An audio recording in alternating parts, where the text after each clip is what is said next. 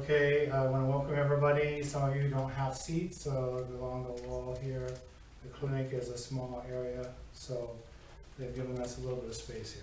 So we're here because if you're in this class here today, you have been already diagnosed as a diabetic. So we're here to teach you, I'm here to teach you a little bit of education about how to control your diabetes, how to use some of your equipment, and we'll start off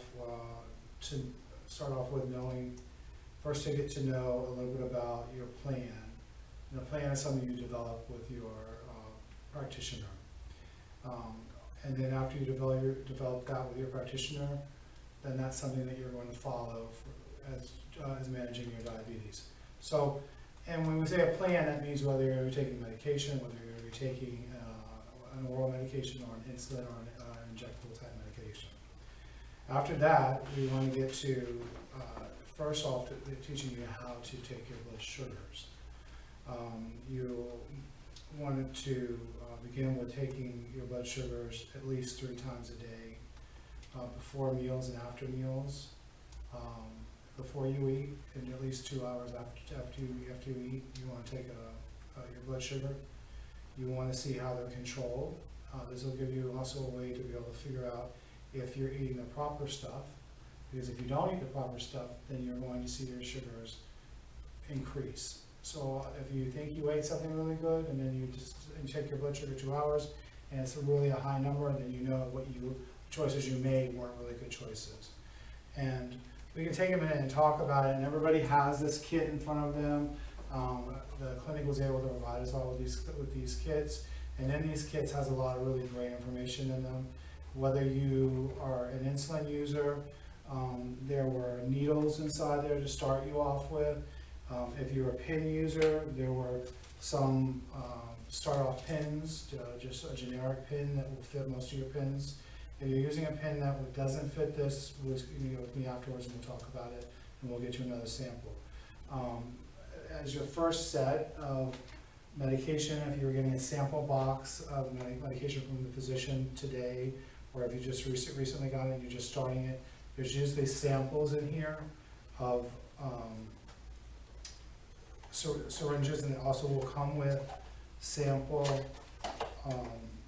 needles that will go on the end of it. So these will be provided for usually the first dose of this medication in this container. Then with your prescription, you'll need to go purchase them. If you're getting them through our clinic here, they've been donated to us, and we can provide them for you. If you're in need of insulin needles, we sell them in a 100-pack for $5 here at the clinic. So it's a very low cost for you.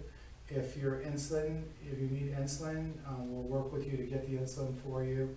And if you're looking for lancets, or you're looking for strips, test strips here for $100 is $15. So we try to help you out with that. And anything else that we can get for you from the manufacturer, if we can get them in for you at either free or low cost, we will do that for you as well too. But if you look, when we go back to taking your blood sugars, when I say that it'll determine like what you eat, if you look at this form here, you'll see that the choices that you should eat.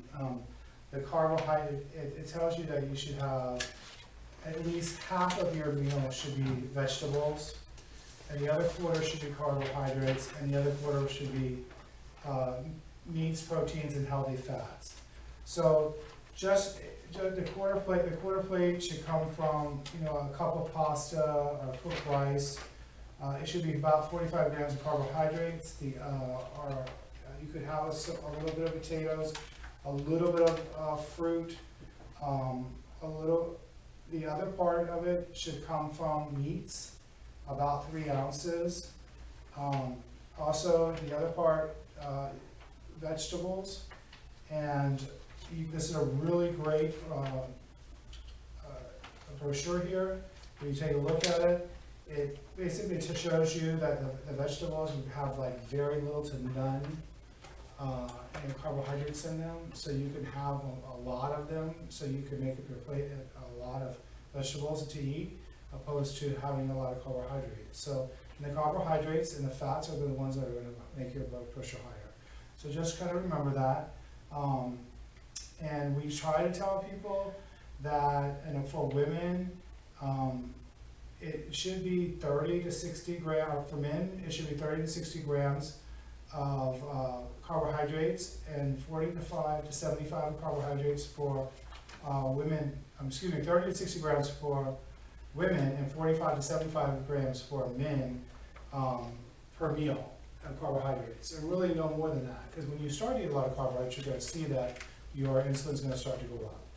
So you want to try to eat more vegetables and more healthier choices. So try to stay away from the pastas and things like that. If you look at this here, like a cup of pasta will put you way over the carbohydrates list. You also want to start maybe writing down what you eat, and this also has a place inside it where you can do that for a week. And we have these here, so if you want extra ones, we have meal plans that you can do this. Many of you that are here today also have seen the nutritionist or have not.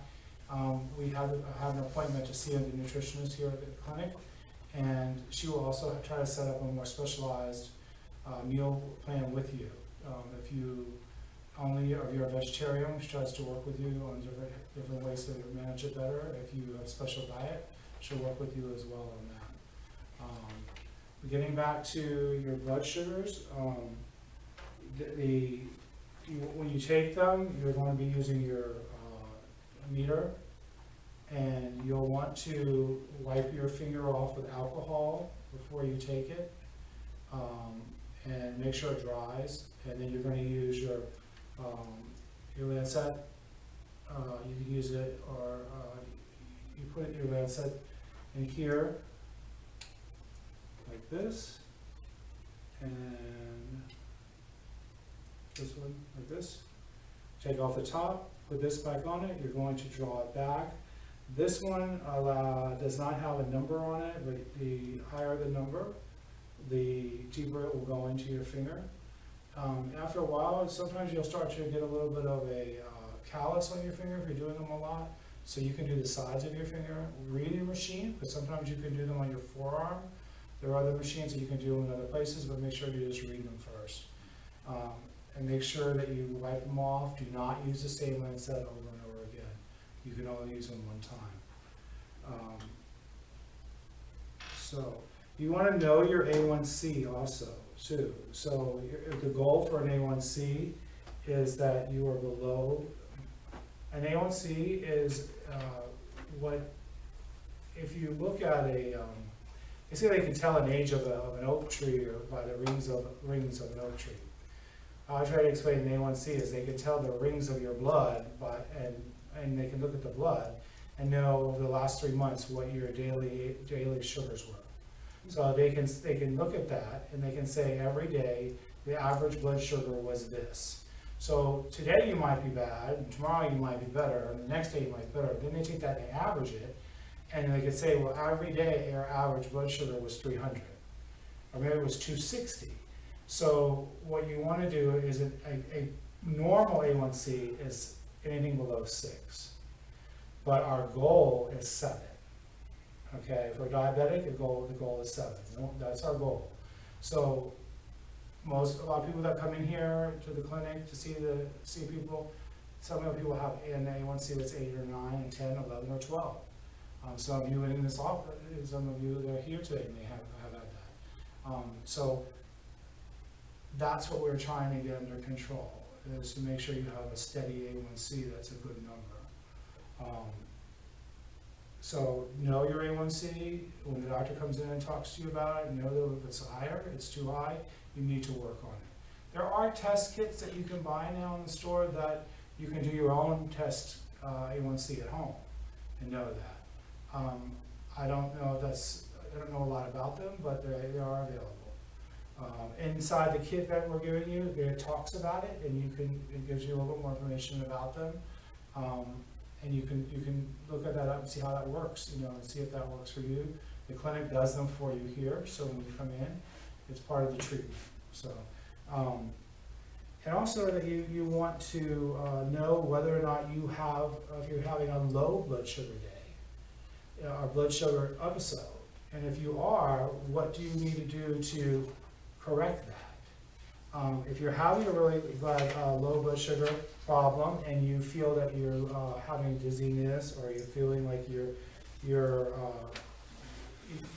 having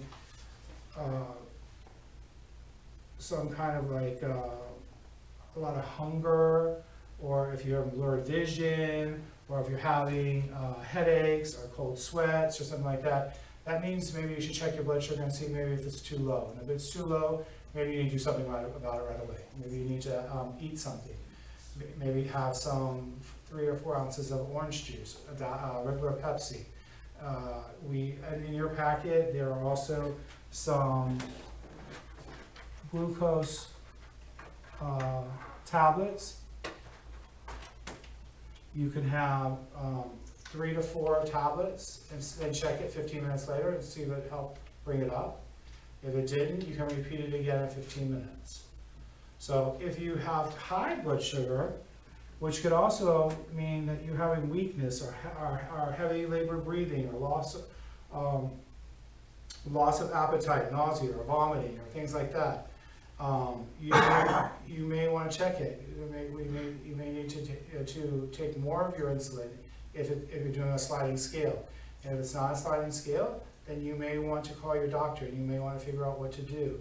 You may want to look at what you ate last time and see what the issue is. So and try to correct that.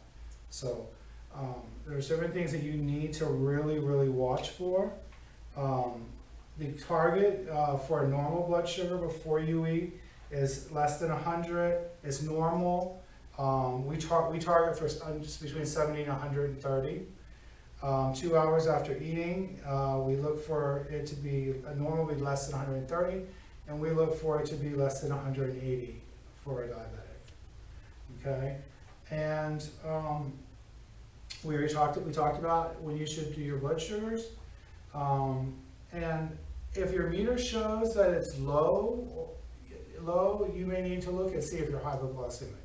That means that it's saying that your blood sugar is too low to register, and if it reads high, then it means that it's registering that it's really too high. So you need to figure out how to address that as well. The meter's telling you something's wrong, and you need to look at it. So just keep that in mind. Some of you all are on insulin. Some of you all on oral medication like metformin or glucophage or glipizide, or glucotrol. So with the insulin people, the insulin needles, like there are some packs of insulin needles in there. Remember that when you are taking your insulin, whether you're on short-acting insulin or long-acting insulin, that you roll the insulin between your hands to make sure that it's mixed properly. And when you take the insulin, you are going to, if you are taking, let's say, 15 units, you are going to pull back the 15 units first. Take your cap off. You are going to take a wipe, an alcohol wipe, and you are going to wipe the bottle, and you're going to put the 15 units in to the bottle, and then draw back your 15 units. And you're trying to make sure that you don't have any air bubbles. You don't want any air bubbles in there. Okay? So then you are going to find a place that you are going to put the insulin. Show the different size that you can give it. It's behind the fatty part of the arm, the stomach, the side of the hips, and the fronts of the legs. And you should rotate these. They shouldn't be always in the same place all the time. After you give your shot, whether it's the insulin shot, or as a lot of people, it's more expensive now, but you'll find that people are getting the pens now. It's a cost factor. Here at the clinic, we try to get them for you through the drug assistance program, and we help everybody try to get that for you. And it's a successful program here. So where someone may be paying $400 or $500 a month for their medication, The people who can't afford it, we try to get it for you and they're not paying anything, but it's a little surcharge for us to be able to handle that for them. And with these pins here, you're just going to take one of your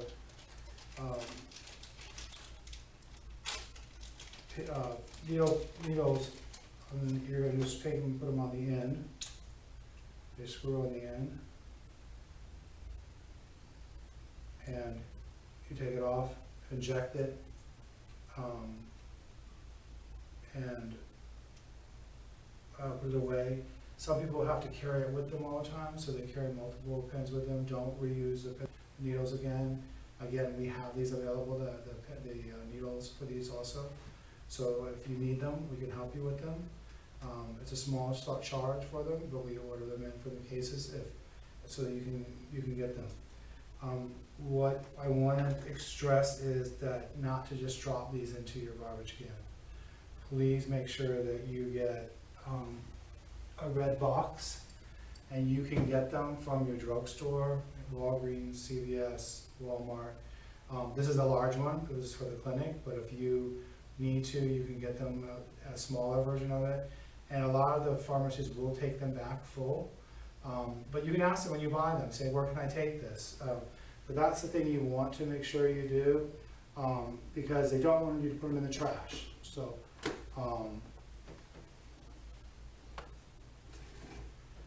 and they don't want other people to get stuck with them. So just be cognizant of that, so that you know that you're not doing that. Also, anybody here that needs to, I will work with you individually if you need more time. This is just kind of giving you a little bit of an overview of what you need to know, and how to get your supplies. The key things is that if your sugars are high, we need to know about it. Too high over a couple of days, we need to know about it. If they're too low, we need to know about it. If you have somebody with you that we need to educate a little bit with, we have these classes often. You can bring that person to one of the classes. So we can educate them a little bit to the signs that they need to look for too. If you're somebody who's having some uncontrolled issues, I can tell you my personal struggles, that I've been a diabetic for about 10 years, and I have just come off of insulin and down to very little oral medication.